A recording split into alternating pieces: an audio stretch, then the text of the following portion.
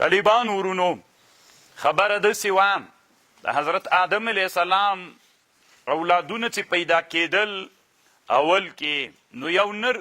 توامین به پیدا کېدل غبرګلوني یو به نر پیدا کېده یو به ښځه پیدا کېدله نجلۍ نو دا دواړه به چې پیدا سول بل وار به بیا یوه نجلۍ یو هلک پیدا کېدل نو اول وار باندې نجلۍ چې پیدا وه د دویم وار هلک به وه او هغه د دویم وار نجلۍ چې پیدا سوه د اول وار هلک به وه او د اول وار نجلۍ چې وه هغه به د دویم وار هلک وله داسې یو ترتیب جوړ وو معامله داسې وله بیا د حابیل خور چې وه دا بدرنګه وله حابیل خور یو جای پیدا سوي ول قابل خور یو جای پیدا سوي ول نو قانون خو داسې وو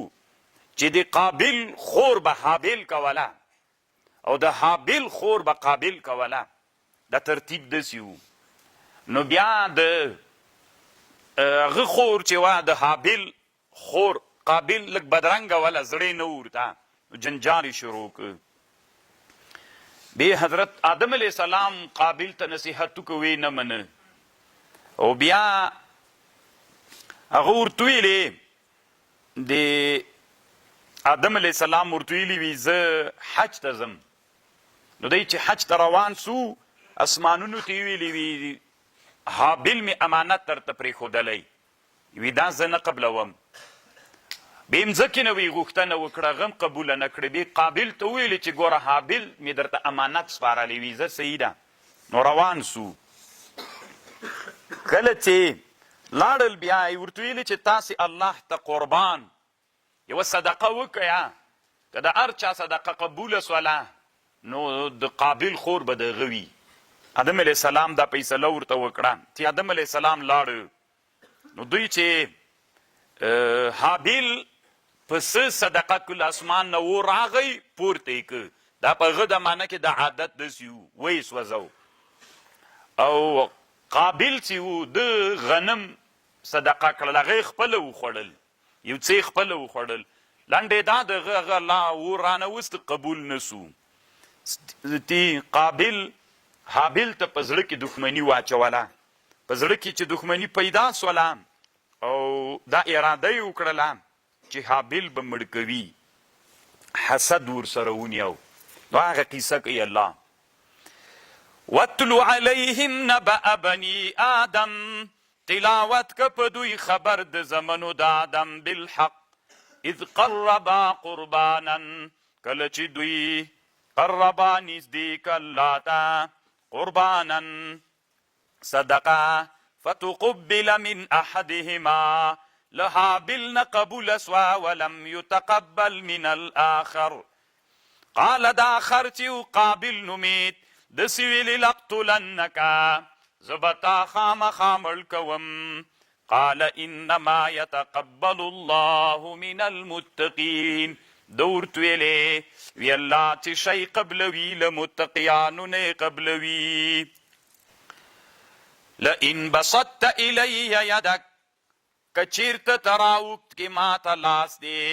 لتقتلني چې ما مړ کې حابل ورته ویلې ما انا بباسط یدي زه نه در اوږدوم تا ته مې لاس لاقتلک چې مړ دې کم انی اخاف الله رب العالمین زه ډارېږم د الله نه هغه الله چې رب العالمین ده طالبان ورونو دلته علامه شهاب الدین الوسی رحمه الله لیکلی دي وایي یو سړي تا باندې حمله کوله وزلې نو دفاع په انسان باندې واجب ده یو چا چې ته وزلې د خپل ځان نه دفاع واجب ده د طالبانو حتی که د دفاع کې هغه قاتل ووژل سو وینه حدر دم ده تا باندې چا توپک راخیستی یو او تا ته فکر کو چې تا سره وسله نشته ده تا باندې چې وار کو تا وار پې باندې مخکې که مړ دي که دی حدر ده او یوه خبر دا ده چې حدر خصو خو دا دفاع په انسان واجبه ده که انسان د خپل ذات دفاع ونه کړه دا انسان ګناهګار ده یوه مسله دلته اوس دا خو علامه شهاب الدین آلوسی وایي دې ته مسأله طالبانو د دفع الصائل وایي. دفع الصائل چا په تا حمله کوله دفاع واجبه ده. اوس یو اعتراض واردېږي چې حضرت حابیل علیه السلام ولې د قابل نه دفاع ونه کړله. دی ورته وایي لئن بسطت الی یدک لتقتلني ما انا بباسط. دلته طالبانو مسأله د دفاع نه ده، دلته مسله دا ده که ته ماته ید د ظلم راوږد کړې زه لاس د ظلم نه در اوږدومه. یو د ظلم ید ده، یو د دفاع ید ده. طالبانو قرآن ته چې ډیر باریک متوجه سئ نو قرآن داسې وایي چې که ته ماته ید د ظلم راوږد کړې زه تاته د ظلم ید نه در اوږدومه.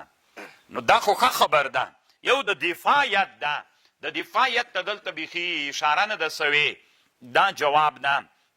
او یادو چې په هغه زمانه کې دا دفع الصائل واجبه نه وه د حضرت آدم علیه السلام په دین کې. نو هغه دین کې دا وي هغه نه وله. خو دا اول ښه جواب د طالبانو که ته ماته ید راوښت کې د ظلم زه د ظلم لاس نه اوږدروم، اما د دفاع ید خو طالبانو واجب ده. حکم دا سو انی زه چې یم ارید اراده لرم ان تبوء باثمی چې ته د ما ګناه ویسې و اثمکه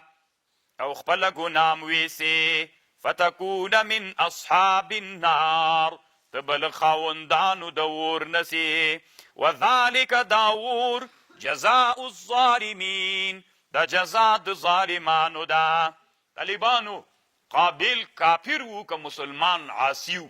نو علامه اشرف علي تهانوي صاحب نه دلته په احکام القرآن کې سید عبدالشکور الترمیزي نقل کړی ده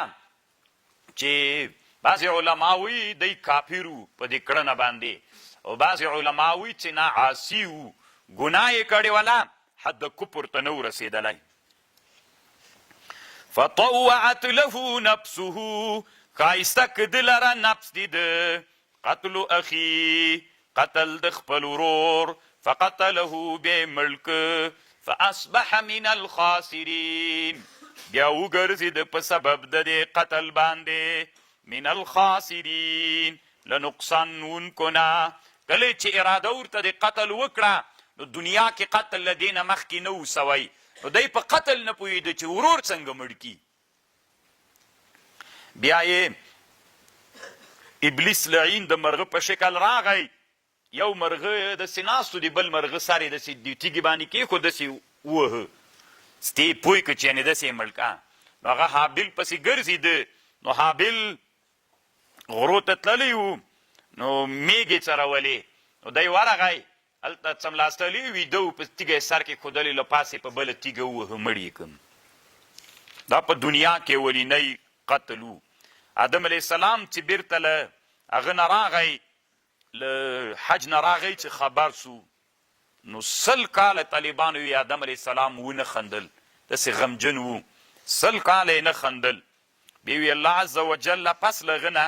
یو بچی ورکه، وی چې د هغې زیری پې باندې وسو، ویلی وی وخندل. یا 50 کاله بعد الله عز وجل زوی ورکه چې هغه حضرت شیث علیه السلام و. او بل دا د طالبانو ورونو آدم علیه السلام چې راغی، آدم علیه السلام و یو شعر ویلی چې اوس تفسیرونو نقل کړی، په تفسیر روح البیان هم هغه نقل کړی ده دا شعر. امام رازی رد پې کړی وي دا شعر آدم علیه السلام ویلی. امام رازی هم رد کړی او علامه شهاب الدین آلوسی هم رد کړی. آدم علیه السلام دا شعر نه ده ویلی، یو خو انبیا علیه السلام شعرا نه ول، بل دا و چې د شعر معنا داسې رکیکه معنا ده. نو دا شعر حضرت آدم علیه السلام ته چې منسوب ده، آدم علیه السلام نه ده ویلی. بیا طالبانو ورونو داسې پیښه وسوله، اوس مړي سره څه وکړي؟ که دنیا کې اول مړی و نو نه پې پوهېده، یا یې ډېر وخت 40 ورځې یو کال دومره اندازه که درته مختلف روایات دي د خپل رور مړی په شا باندې بار کړي و ګرد ګرځوی، پس ته خو پښیمانه وي انسان بیا له ګناه نه وروسته چې دا مې څه وکړل. نو بیا یې یو مرغه راغی، کارغی مړ و، او بیا یې جی ورته راغوچ که بل کارغي بس خاوره پرې ور واړوله، د ورټېلو خاورې پرې واړوله چا یې زده کړه چې داسې پېښه دې وسي. فبعث الله غرابا بیا الله راولېږه کارغی یبحث فی الارض خلپله کې ولې په مځکه کې لیریه چې ور وښیي دا کارغی ده ته کیف یواري سوءة اخیه چې څنګه پټه کي هغه بدن او جسد د خپل ورور. قال یا ویلتی ای افسوس دما عجزتا تعاجزی ان عاجزتو ایا ز عاجزم ان اکون مثل الغراب چې په مثل د دې کارغه سم. فاواری سوءة اخیه چې ما پټ کړی وی سوء د خپل ورور. فاصبح من النادمین وګرځېده له نادمینو نه. نو طالبانو په دفن کولو دی خپل ورور کې شاګرد د هغه وګرځېده د کارغي شاګرد سو. یو سړی چې طالبانو د کارغي شاګرد وي تلموز یې د کارغي نه کړی طالبانو نو هغه به ستې خو پوهېږئ نو. من اجل ذلك كتبنا د همدې وجې نه الله وی كتبنا على بني اسرائیل مونږ فرض کړي په بني اسرائیلو دسې چې انه من قتل نفسا بغیر نفس که چا مړ که یو نفس بغیر له نفس نه او فساد فی الارض او بغیر له فساد نه په مځکه کې فکأنما قتل الناس جمیعا لکه ټول خلک یې چې مړه کړي وي.